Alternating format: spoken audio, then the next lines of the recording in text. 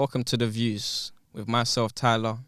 We're going to be talking to an athlete, a friend of mine, a footballer, a rapper. Yeah, he's done a lot in his time still. Just a little discussion today talking about his life back at Arsenal, Bristol, the clubs that he's played for and whatnot, his rapping career now, his injuries and some of the hurdles he's had to go over through his career. Without further ado, let me introduce you to him. Jordan Wynter. What's going on, brother? You right, yeah? Man. How's things, man? How's your driving to the studio? It was a bit far, I can't lie, but it was alright, man. Respectfully, we're going to have to sort that one out next time. But just tell everyone about yourself, man. Like, who are you? Where have you come from? You know, like your journey and whatnot. Yeah, so what? You touched on a couple of things already. So initially, like basically I started off as a footballer. Started off playing Sunday football as you all do. Got into academy football quite early from the age of like 8. Played from 8 all the way up until... Sorry, I was at Arsenal from 8, Stayed there up until I was 19, moved to Bristol City. During my time, just before I went into like full-time football, was doing music in school, just flirting with music. Yeah, I remember. He was up in that studio all the time. You, Sidhu, and them boys there making a little music and that. Active in that. Yeah, man. But just growing up and stuff, man, like what was it for football that made you jump into it? Like, was it someone that you watched when you was a kid? 'Cause I know like our generation, it was more like the Ronaldinhos of the world and things like that. So who was it for you, man, that made you want to start playing football? You know what? It's a weird one. Imagine, I would say, I don't know why, I never even used to support Man United, but I was into like Dwight York when I was a youth. Random thing. Dwight York. And he's like, I think there's another brother. I forgot his name though, but when it comes back to me. Dwight York in the playground, I was trying to be like him still. Man copped his boots and running around in the playground kicking balls and that. Yeah, he was a bagsman still.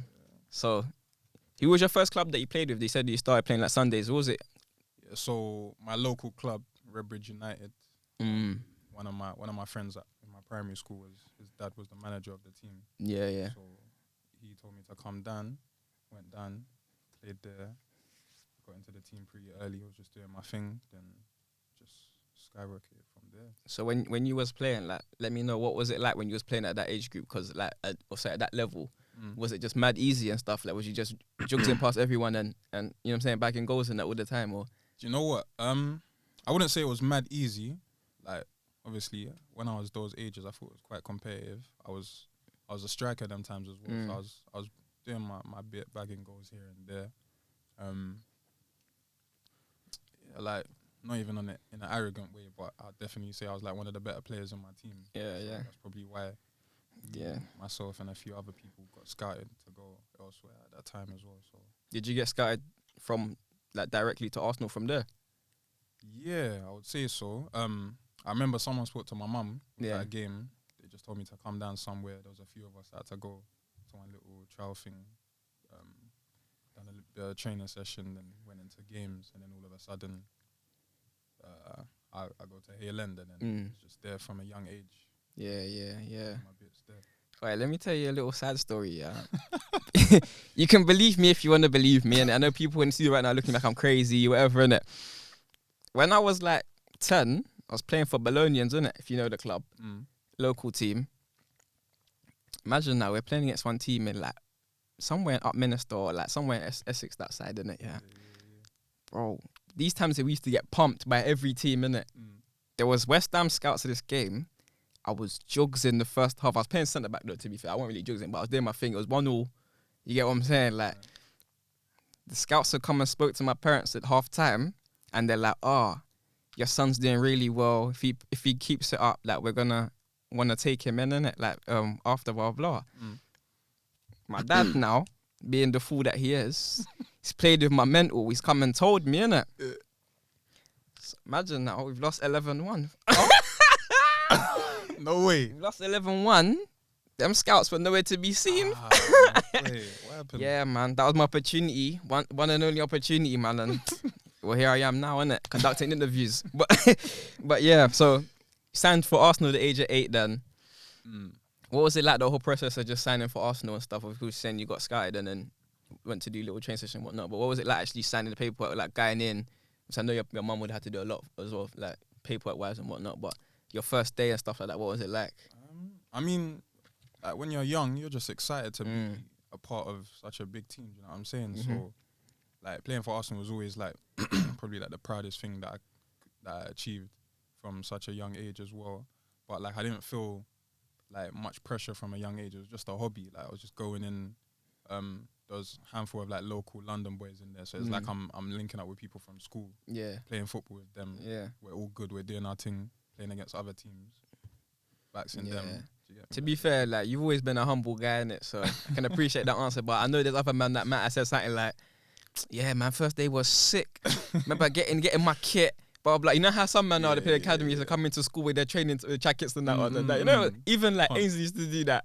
In year 7, he come in with his rain jacket and that. He used to be like, okay, with little initials and stuff like that on there. I'm like, okay. Yeah, he done that in year 7 still, but, and Ainsley's a humble guy as well, but yeah, I don't know. You're more humble than him though, clearly.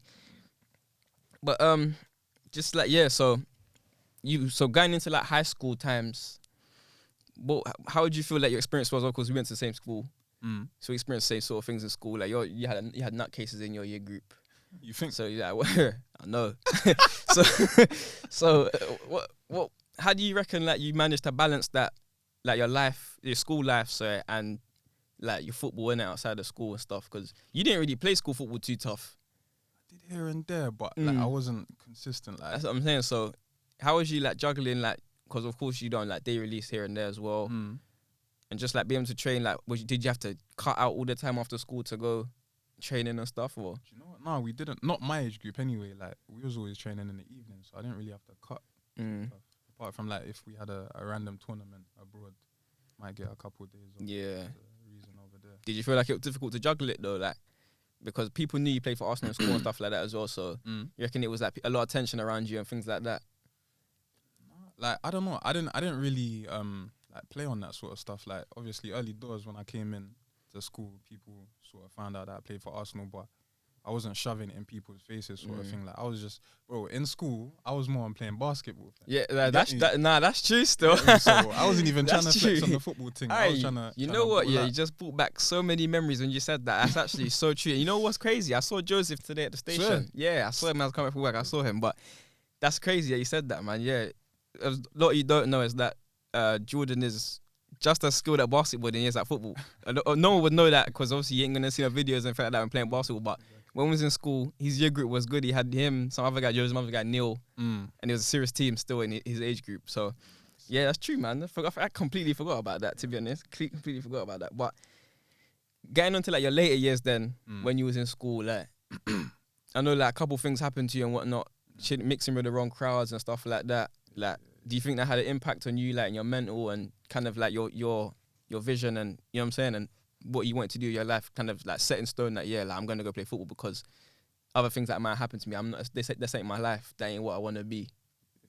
I mean, it was a proper minor setback. Like it affected me at the time, but like it didn't affect like my vision and what I wanted to do in football and all of that. I think the main thing that I wanted to do at the time was just move out the area, which I did. Went into digs for my first year, so I was just out of any sort of dramas and mess. Yeah, like I was always like football focused. Like even in school, I mean, I wasn't really focusing on like getting mad good grades. I just wanted to pass everything, which I did. But obviously, I wish I tried a bit harder looking back. But here's what it is. Yeah, like I feel like because when I was at Arsenal, I never really had a situation where it was a techie situation where I might get released. There was always like a comfortable sort of journey. Kind of got told quite early, like, yeah, you're going to get another contract moving forward, especially when it came to leaving school and getting scholarship terms. I got told early I was going to be doing that. Yeah. So when I'm doing GCSEs, I just wanted to pass. Then I just wanted to be done with it so I could just get out, just go into full-time football and do my thing. So that's where my head was at, really. Yeah, makes sense. So, of course, then you went on to saying you started your scholarship and whatnot, and then you got your pro. When did you get your pro? When you were 17 or 18? After your first year or second year? After my second year, so I must have been, 18? 18, yeah. 18. And then, how was it like transitioning over to like the first team? I mean, I didn't transition into the first team. I trained with them a handful of times, but that was a mad experience in itself. Obviously beforehand, I'm training with my own age group, sort of bits and bobs with the reserves at the time. A couple of people that are older than me. Yeah. Then there's just a few times where they just needed extra man to come over. The manager sent maybe tops 3 people, and he selected me. I was baffed. I didn't think. I'll be honest, I didn't even rate myself in terms of thinking, yeah, man can go over to the first team and do my thing. You get me? And then he's putting me over there. I'm thinking, okay, yeah, this is lit. So I get over there, getting a taste of it, and from there, yeah, it was a sick experience just to see them and play, train with them, speak to them, seeing the manager as well. That in itself was a great experience. So yeah, that sort of time. I think I remember, man, social media and that probably just getting going and just starting back like that. I remember there was a video in it when you was and you was getting up against Van Persie, innit? At the time, and he couldn't get past you. You know, that skyrocketed in the ends. You know, everyone was like, "Yeah, Wits is serious player. You know, he's gonna make it big time, blah blah blah, serious player." But just them sort of moments there, yeah, he was the big players he was training with anyway at the time. What, from the first team? Yeah. So it was Theo Walcott, Cesc Fabregas, Robin Van Persie, Shavin, Koscielny, them sort of man. Who would you say was probably the most talented there then? That proper wowed you when you were training? Who wowed me the most? I'd say Cesc Fabregas, you know. Even obviously I watched him beforehand, but actually training with him, he was doing things he's not even dissing him, but he's not that fast. But he'll get on the ball, you can't get close to him. Yeah. Then he's finding mad pockets and he's playing key passes. It's right, how do you see that? How a man not be able to tackle, that sort of stuff. And just to see it live and direct, it's right, okay, these men are serious. Yeah, that was a different time at Arsenal because where the information that I get these days is that there's men that are doing sick things in training but not seeing it on the pitch, innit? So, but of course Arsenal back then, Wenger, it was good times at Arsenal, innit? I ain't an Arsenal fan, so I ain't gonna be upset about it, but you know. So when you was say 16 to 18, maybe just going on a bit, you must have been dealing with agents and stuff like that then at the time, innit? I know from 16 to 18, I think you need your parents' permission and whatnot. Yeah. The agent needs parents' permission to talk to them and whatnot. So I didn't really have an agent, up until I left Arsenal. Didn't have no agent. I was just on my own team. Oh, is it? Yeah. So when it actually came to me leaving Arsenal, that's when I got in touch with an agent, because I don't know if we're gonna go into it later, but yeah, when I wanted to move, just basically got an agent to try and pattern me to go elsewhere. I'm pretty sure the first option that he gave me was Bristol City, and I was just on it. Yes. Yeah, you can touch on that, man. So what happened at Arsenal? How comes you left there initially anyway? Was it your contract had run out, or? Nah, they offered me another contract, but I felt I had a couple injuries, which kind of set me back. And then it's whilst I'm injured, there's people that were sort of younger than me that were getting pushed through. Yeah, getting pushed through. And then when I'm coming back from injury, it's they're getting better contracts, offers than me. They're getting more game time than me, sort of thing. It's not even a thing where I've just come back from an injury and I'm being naive and saying, yeah, chuck me in. It's I'm waiting a long period of time. And these man, when it's you can tell that a man's getting favoured a bit more than myself, innit? And I'm looking at people that are younger than me getting favoured, and on top of that, foreign people that were getting favoured from the jump.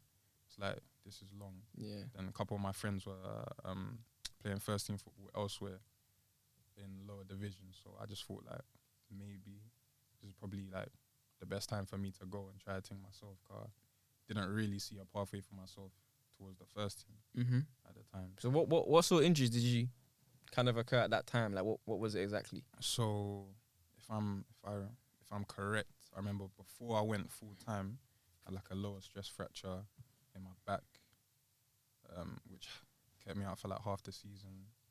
Then come back from that, and I think I got it again, which kept me out for a few months. That was the main injury, actually. Those ages, so stress fracture in my back. Yeah. So then you moved to Bristol. You had a couple of men that was playing with you there as well, innit? He was playing J. Emmanuel Thomas, and he played with there. Emmanuel Thomas come through. Yeah. Bobby Reed. Bobby Reed was there when you was there as well. Yeah. He only recently just left there, innit? A few seasons ago. Okay, so what was it like over there then? Because you was there for how many seasons? 2, 3 18 months. Okay. 18 months in the end. Yeah, no, like that was another good experience for me. Cause I mean, I didn't have no taste in professional football at the time. Mm-hmm. Obviously, I backed myself. I thought, yeah, I'm gonna do my thing when I go there. I was a bit naive because I thought, obviously, I was at Arsenal, dropping down a couple levels. You're gonna instantly play and get me. whatnot, instantly be the guy, innit? It wasn't Yeah. fully adapting, but I started off doing my thing. Manager started playing me to begin with, and then like rested me for a couple of games, and I come back in for one game, ended up playing shit, and then from then got a little injury, and the team wasn't doing well, so he wanted experience. Yeah. So he wasn't looking at me to come in and all of that sort of stuff. Then he ended up getting sacked. Then new manager come in. When a new manager comes in, it could be peaking. It could go one way or the other. Yeah, of course. It went one way, so yeah. Yeah, that's the bad way, I'm guessing. What was that though? Because he wanted experienced players on out there getting results, or to begin with. So the reason why the first manager got sacked, because obviously we wasn't doing too great, pretty much in a relegation battle. So my man's job, when he comes in, he has to try to get us up the table, of course, the scrap in it. So he's bringing in experienced man, and then to be fair, from what I was getting told from my agent, he wasn't really feeling me in it. So yeah, it happens like that sometimes in ball. Right, back to the agents part then. You have that, like, so just like your dealings with agents at that time, like you must have had a lot of agents kind of knocking at your door, like on your phone kind of thing. Because when you're like a player that's moving from club to club, I know like agents are on you. Like, how did you find that you're dealing with agents and that, like, as for the last, I'd say, because you're still playing now, innit? So I'd say for the last 6 years or so, 6, 7 years. I was always a bit wary and skeptical about agents. Like, to begin with, I always like consulted my mum about stuff, cause she was there from the jump. She was always like there watching whoever was trying to approach me and whatnot. Yeah. She thought it was a good fit or not. Same with my brother and any other like male figures in my family. But after my first experience with my agent, it started off well. Then when stuff started going downhill, they don't want to know. Yeah, they didn't really want to know. So I only recently just got another agent, a couple years ago. That agent only lasted probably like a year or two. So that large gap that must have been 2015 to like 2019. Yeah, no agent, just doing my own thing, sort of thing. Sometimes that's the best thing though, innit? Because at the end of the day, your resume speaks for itself during that period anyway. So, you know what I'm saying? If you can go out and shop yourself to clubs, and you probably would have known managers and, you know what I'm saying, things like that, you had your own links in it, so you don't even need a manager at that point. But that game there, like management, sports management and agents and whatnot, it can be a nasty game, man, because it's like, they love you when you're up, but as soon as you're down, say you've got an injury, you're out for 6 to 9 months, like that, you come back in and you're not in the team, you're training hard, whatever, blah, blah, but they got other clients, so they're not interested. They don't invest their time into you. I've seen it firsthand.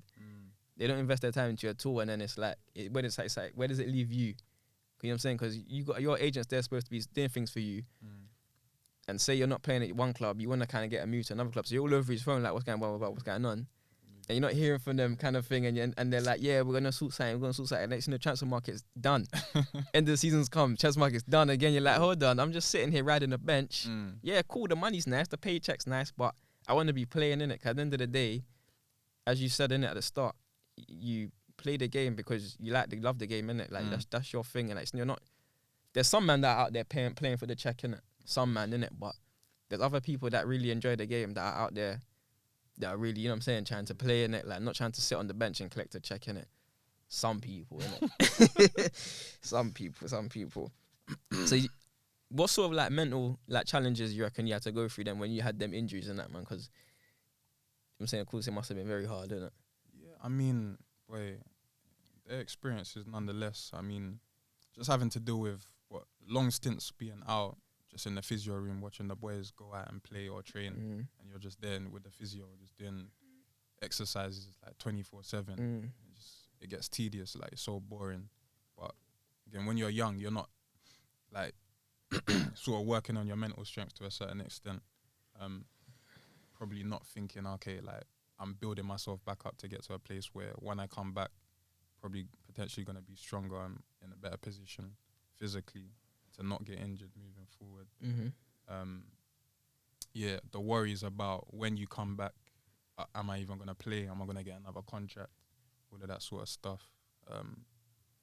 Yeah, there's a few like avenues that you can go down, but I mean, for me, when I was young, I can't lie, I was, like I said, I didn't really have worries of not getting a contract. Too tough. So I kind of knew I was like pretty secure.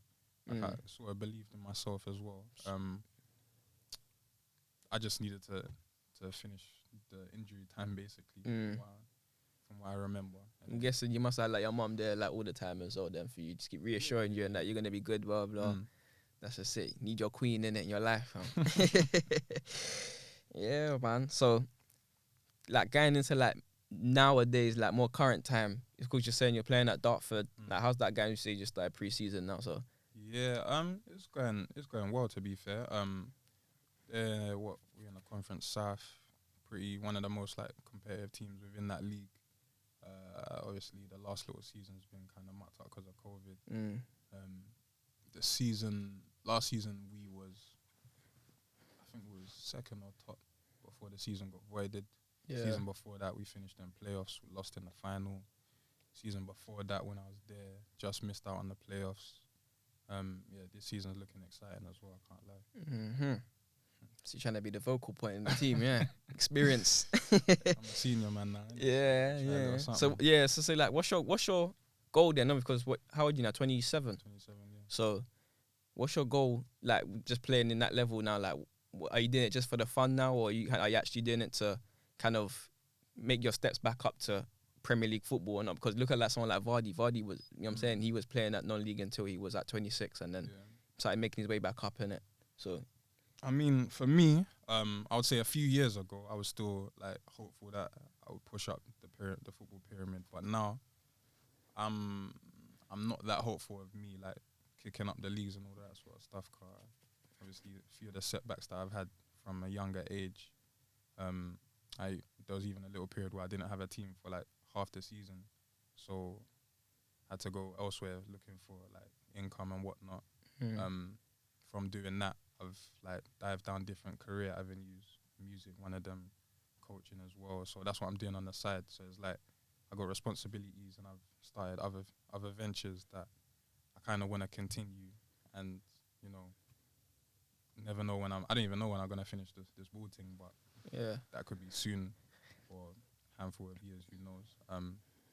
I definitely can't say I would want to put all my eggs into one basket for football and try to still make it as a Prem player, because like at my age, statistically speaking, like this potentially might not happen sort of thing. So gotta have other streams. You gotta be realistic with your goals, isn't it? Exactly. So.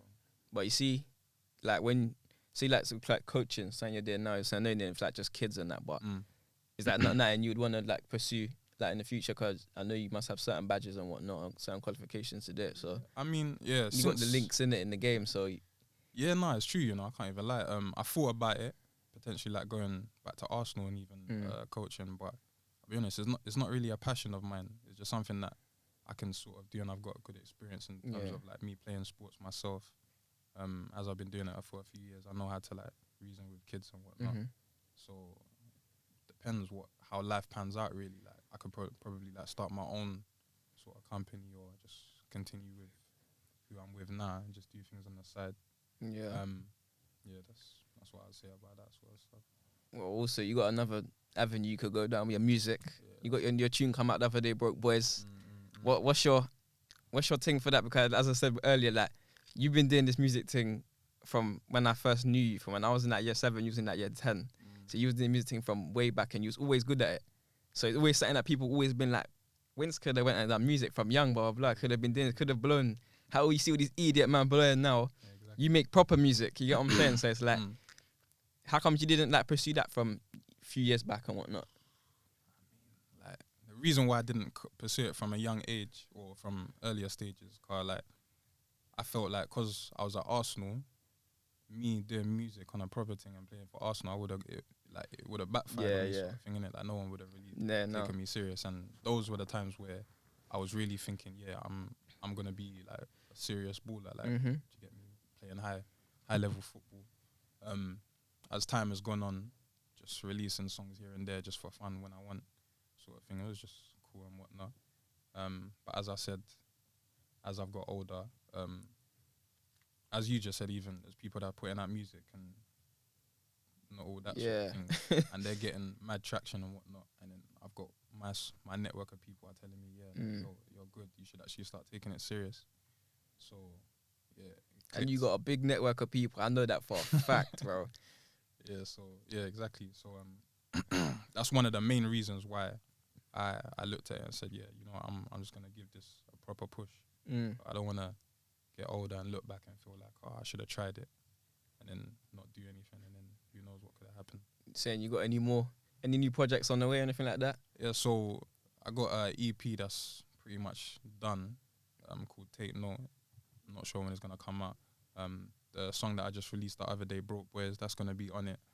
Gonna be shooting a video for another song soon, and then after that drops, that's when the EP is gonna be dropping after that. So I got a catalogue of music now I'm gonna put out.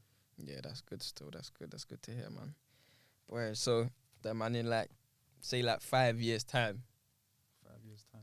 So you're gonna be 30 them times there, boy. Yeah, do you know what? Who knows, innit? But I would like to think that I'll be a recognised or successful musician, artist. I don't know if I'll still be balling, you know. I might be doing it on the side. Legs might have been tired by then. I might be doing a little Sunday league thing, innit? I just got my eyes on the music thing. I can't lie to you. That's what I plan majority of my future on. Just music. But I should have a catalogue of music out. Hopefully have a few like achievements and whatnot. Just want to start being consistent from now and then push on. That's good, man. So, what would you say like your lessons lessons that you learned throughout like your footballing career, like from academy to like now, still playing? Boy, there's a few still from academy football. Obviously not everyone's the same, innit? But me, I feel like being in the football industry kind of helped my mental strength on like being able to bounce back from disappointment, just things going wrong, like injuries or bad game or expectation where, you know, people might feel like you should be doing better, and then having to go into a new situation in terms of like leaving Arsenal, going to Bristol City, and having to deal with new faces, just having to network with new people. Yeah, like I would say that experience, just try to be as resilient as you can. You know what I'm saying? Like everyone's gonna have setbacks, but more time towards the end, it will still sort of always pan out. Just gotta believe and have faith in your journey, really. Just enjoy the journey, have faith in yourself, like sort of I would say follow your passion as well. Well, I would say music is one of my passions, so is football. But yeah, like I wish I did start pushing out my music a lot earlier. Yeah, follow your passion, man. Yeah. Be happy, get me? You heard it first. That's what you got to drill into them kids that you're coaching. Follow your passion. Any of them any good? Do you know, I got a couple ballers. I can't even lie. I got a couple ballers there still. Ready to go academy level or? I would say one. Yeah, I reckon he could reason in academy still. What's he quick and that quick? Do you know what? He's a foreign youth from, I think he's from Spain, you know. Oh, so he's all technical. Yeah, he's nice with it. Yeah, he's nice with it. Yeah. Man. Well, listen, that's all we got time for today at The Views. I appreciate you coming through and speaking to us and telling us about your journey and stuff, man. It's always love. Go check out his tune on YouTube, Broke Boys Wince. It's a serious track still. The EP's on the way as well, so keep looking out for it. And of course, like, comment, and subscribe. Thank you.